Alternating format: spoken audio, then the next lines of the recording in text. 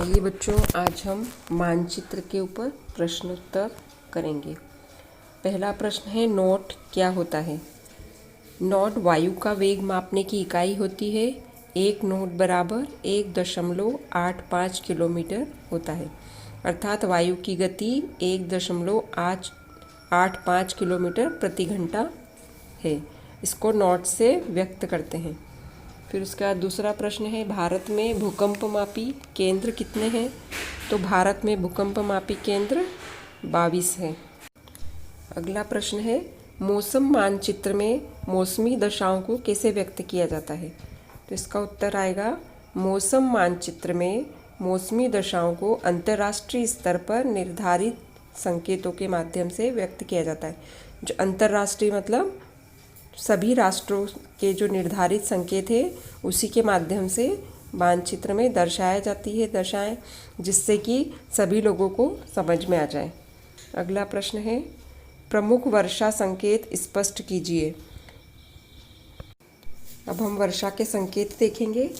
ये है सबसे पहला धुंध, फिर कुहरा, फिर फुहार, फिर हिम मतलब बर्फ, फिर दूरस्थ रजत प्रदीप्ति, सूरज की चमक दिखाई देती है वो, फिर कुहासा, फिर छिछला कोहरा, फिर वर्षा हो तो गोल बिंदी लगी है पूरी भरी हुई, फिर ओला, इसमें त्रिभुज बना है, फिर जो आखिरी का निशान है वो तड़ित झंझा। ये इस तरह के जो निशान हैं इसी के द्वारा जो मानचित्र होता है उस पर मौसम से संबंधित प्रतीक चिन्ह, ये संकेत चिन्ह, इनसे दर्शाया जाता है। मौसम मानचित्र से क्या तात्पर्य है, किसे कहते हैं। ऐसे मानचित्र जिसमें पृथ्वी के किसी भी भाग पर घटित मौसम संबंधी दशाओं जैसे तापमान की स्थिति, वायुदाब, वर्षा, पवन की दिशा मतलब हवा का दिशा और वेग, और मेघाच्छादन मतलब जहाँ बादल कहाँ कहाँ होंगे, ये सब अंतर्राष्ट्रीय स्तर पर निर्धारित संकेतों के माध्यम से व्यक्त किया जाता है। अभी हमने संकेत पढ़े थे पहले, वैसे ही उन्हीं के बारे में लिखा है कि उन संकेतों के द्वारा इसे व्यक्त किया जाता है, मौसम मानचित्र कहलाता है। और अगला प्रश्न है, मौसम मानचित्र से प्राप्त पूर्वानुमान कहाँ अत्यधिक उपयोगी है। मौसम मानचित्र से जो प्राप्त होते हैं हमें पूर्वानुमान, पूर्वानुमान का मतलब होता है कोई भी मौसम बिगड़ने वाला है या जो भी होने वाला है, कल ठंड पड़ने वाली है, बारिश होने वाली है, तूफान आएगा, बर्फ़ गिरेगी, ये पहले से पता चल जाता है, इसको बोलते हैं पूर्वानुमान। इसके द्वारा अतिवृष्टि है ना, अनावृष्टि, भूकंप, ओलावृष्टि, तूफान, हिमताप जैसी प्राकृतिक आपदाओं से जन सामान्य को सुरक्षित करने का प्रयास किया जाता है। ये पूर्वानुमान नौ संचालन, वायुयान की सुरक्षित उड़ान, अकाल के दुष्प्रभावों एवं कृषि की देखभाल की मदद करते हैं। जो मौसम मानचित्र से हमें जो पूर्वानुमान प्राप्त होते हैं उससे हमें क्या क्या मदद मिलती है कि भाई अतिवृष्टि होने वाली है, बहुत ज़्यादा बारिश होने वाली है, और कहीं भूकंप आने वाला है, कहीं ओले गिरने वाले हैं, तूफान आने वाला है, बर्फ़ गिरने वाली है। इस तरह से जो भी प्राकृतिक आपदाएं हैं उनके बारे में अगर हम पहले से ही पता चल जाएगा तो उससे क्या होगा कि जो वायुयान उड़ते हैं, हवाई जहाज, उनकी सुरक्षित उड़ान होगी। मतलब अगर मौसम ख़राब होगा तो उसे रद्द कर दिया जाएगा, नहीं तो एक्सीडेंट हो सकते हैं। और अकाल दुष्प्रभाव है ना, और भूकंप से भी सभी लोगों को सचेत कर दिया जाता है कि भाई भूकंप आने वाला है, तो सब लोग अपने अपने बचाव के तरीके से बचाव के ढूंढ लेते हैं। और कृषि की देखभाल में भी मदद मिलती है। इस तरह से पूर्वानुमान से ये फ़ायदे होते हैं, इसलिए यह उपयोगी है। अगला प्रश्न है, मौसम मानचित्र तैयार करने हेतु मौसम सूचनाएं कैसे एकत्रित की जाती है। मौसम मानचित्र को तैयार करने के लिए वेधशाला है, उज्जैन में और जयपुर में भी है वेधशाला, है ना। और वायुयान के पायलटों, गुब्बारों तथा जलयानों से मौसम सूचनाएं प्राप्त होती है। मौसम मानचित्र तैयार करने के लिए मौसमी दशाओं का निरीक्षण एवं अभिलेख वेधशाला में प्रातः 8:30 और शाम 5:30 बजे होता है। इसको वहाँ पे वेधशाला में वहाँ से बताया जाता है। और प्रश्न 8 है, मौसम संकेतों से क्या आशय है। प्रेक्षणशालाओं से प्राप्त मौसम तत्वों को मानचित्र पर अंकों, चिन्हों और प्रतीकों द्वारा प्रदर्शित किया जाता है। ये अंक, चिन्ह और प्रतीक अंतर्राष्ट्रीय मान्यता प्राप्त होते हैं। मतलब पूरी पृथ्वी पे सभी राष्ट्रों में एक ही रहता है, इसलिए इसे अंतर्राष्ट्रीय मान्यता प्राप्त प्रतीक कहते हैं। इन्हें अंतर्राष्ट्रीय मौसम संकेत भी कहा जाता है। इन संकेतों को 1935 में वारसा में मतलब इटली में। वारसा कहाँ है? इटली में आयोजित अंतर्राष्ट्रीय मौसम विज्ञान संघ द्वारा मान्यता प्रदान की गई थी। अगला प्रश्न है, मौसम मानचित्र की व्याख्या के प्रमुख बिंदु कौन कौन से हैं? मौसम मानचित्र की व्याख्या के प्रमुख बिंदु निम्नलिखित है। पहला, प्रस्तावना, दिन, तिथि, समय, ये सब इसमें आएगा। दूसरा है तापमान का विचलन, सामान्य से ताप कितना अधिक या कम होगा, कितना न्यून होगा। कम मतलब न्यून। यह तापक्रम में विचलन से पता चल जाता है।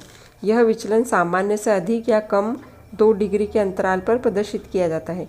यह शीतलहर और उष्ण लहर ज्ञात करने में सहायक होता है। इसी प्रकार वायुदाब का भी विचलन दिखाया जाता है। इससे पता चलता है कि वायुदाब सामान्य से कितना ऊपर या कितना नीचे है। ये हुआ तापमान का विचलन। तीसरा है वायुदाब का विचलन। मौसम मानचित्र से वायुदाब को मिलीबार में दर्शाया जाता है। यह प्रायः 2 मिलीबार के अंतर से दिखाया जाता है। उच्च अंक उच्च वायुदाब को तथा निम्न अंक निम्न वायुदाब को प्रदर्शित करते हैं। कभी कभी L कम दाब के लिए और H अधिक दाब के लिए भी लिखा जाता है। इसे समोच्च रेखाओं के ऊपर पढ़ा जा सकता है। वायु अधिक दाब से कम दाब की ओर चलती है। वायुदाब का सामान्य वितरण उच्च व न्यून दाब क्षेत्र होता है। दूसरा है समदाब रेखाओं की उपनति, वायुदाब की प्रवणता, चक्रवातों की गति, सामान्य वायुदाब में प्रवणता, वायु दिशा का वायु वेग, वृष्टि, सामान्य से अधिक या कम वर्षा हो तो उसे वृष्टि कहेंगे। मेघ, बादलों के प्रकार तथा बादलों की मात्रा, कितने बादल होंगे। उसके बाद है वायुमंडलीय घटनाएं, धुंध, कोहरा, विद्युत, बिजली चमकती ना वो, धूल आंधी, धूल वाली आंधी, वज्र घोष, शिलावृष्टि, इनमें से जो भी हो वह वायुमंडलीय घटना है। समुद्र की दशा, उसके बाद है भविष्यवाणी। 2-3 मौसम मानचित्रों के आधार पर भविष्यवाणी भी की जा सकती है। अगला प्रश्न है, मौसम मानचित्र का महत्व एवं विशेषताएं बताइए। मौसम मानचित्र का महत्व। मौसम मानचित्र की सहायता से मौसम का पूर्वानुमान लगाया जा सकता है। मतलब मौसम बिगड़ने वाला हो तो हमें पहले से ही पता चल जाता है इसके द्वारा। इसे समाचार पत्रों एवं आकाशवाणी के माध्यम से प्रसारित करके अतिवृष्टि, अनावृष्टि, भूकंप, ओलावृष्टि, तूफान, हिमपात जैसी प्राकृतिक आपदाओं से जन सामान्य को सुरक्षित करने का प्रयास किया जाता है और इसके द्वारा सभी को खबर हो जाती है। आकाशवाणी के द्वारा, समाचार पत्रों के द्वारा कि भाई अब तूफान आने वाला है या मौसम बिगड़ने वाला है या तेज़ बारिश होगी, तो हम जैसे बाहर निकलने वाले हो तो उस हिसाब से हम अपने आप को घर में रोक सकते हैं। दूसरा है मौसम मानचित्र से प्राप्त पूर्वानुमान से नाव संचालन, मतलब नाव जो घूमती है समुद्र में, नदी में, वायुयान की सुरक्षित उड़ान, जो वायुयान उड़ते हैं आकाश में, अकाल की दुष्प्रभावों एवं कृषि की भी देखभाल में मदद करता है। हमें पूर्वानुमान जो मौसम मानचित्रों के द्वारा प्राप्त होता है, यही मौसम मानचित्र की प्रमुख विशेषता है। अगला प्रश्न है, मौसम की भविष्यवाणी कैसे की जाती है। संपूर्ण देश में वर्षा की प्रबल संभावना है।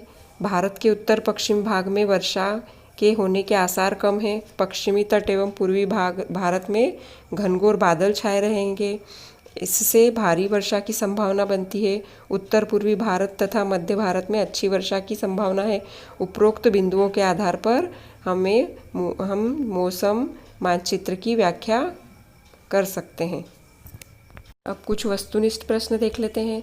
भारत में मौसम मानचित्रों का प्रकाशन प्रारंभ कब हुआ? 1875 से। फिर है दूसरा, भारत में मौसम मानचित्रों का प्रकाशन होता है पुणे से। भारतवर्ष में मौसम विभाग विभाजित है 5 क्षेत्रों में। फिर उसके बाद है, अंतर्राष्ट्रीय मौसम संकेत को कब और कहाँ मान्यता प्रदान की गई? इसका उत्तर है 1935 में, वारसा, इटली में। पश्चिम तट पर वायु का वेग, इसका उत्तर है 10 नॉट के लगभग। अंतर्राष्ट्रीय मौसम संकेतों को 1935 में मौसम विज्ञान संघ द्वारा वारसा, इटली में मान्यता दी गई थी। उसके बाद है, व्यू फोर्ट ब्रिटिश की जलसेना से संबंधित थे। फिर अगला है, वायु वेग मापने का नियोजन सर्वप्रथम व्यू फोर्ट में किया गया। फिर उसके बाद अगला है, मौसम मानचित्र में वायुदाब मिलीबार से दर्शाया जाता है। मौसम मानचित्र तैयार करने हेतु उसका अभिलेखन और निरीक्षण का केंद्र वेधशाला होते हैं।